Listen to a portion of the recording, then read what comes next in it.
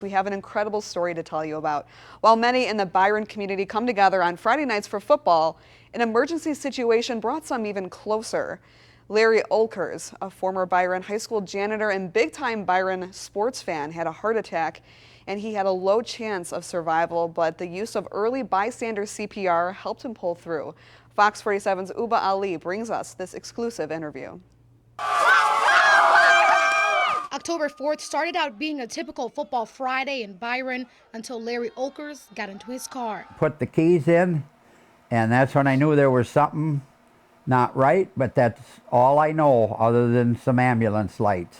Thankfully, longtime companion Doris Jensen was right next to him. I knew life was changing right in front of me, and it's a question of are we going to pull through or not. She called for Olkers' daughter, Stacy Douglas, who was in the stands at the time. I just jumped up in the stands and said, "My dad's having a heart attack.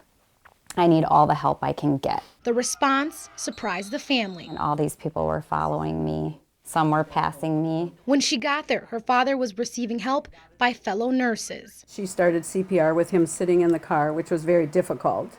And then another nurse appeared. I don't know how she arrived, if she heard our call or somebody had gotten her by then. But she was feeling for pulse in the neck the whole time. Olkers pulled through, but the odds weren't on his side. We were told we should be planning a funeral and that my dad was less than 1% chance that survived this type of medical emergency. Douglas, a nurse herself, is well aware of what saved her father's life. Our hearts are full of gratitude because we know, being a nurse and working close with EMS, I know how this scenario should have turned out. Looking good, Gramps. Early bystander CPR is probably one of the most important skills in the chain of survival. I credit his life to the quick thinking and the heroic efforts of the people that night. I'm just gonna tell him you guys saved my lives. I'm so thankful for you. And because of them, Olkers is able to look forward on his life and one other thing in Byron. well, the playoffs. Football playoffs. Reporting in Rochester, Uba Ali, Fox 47 News.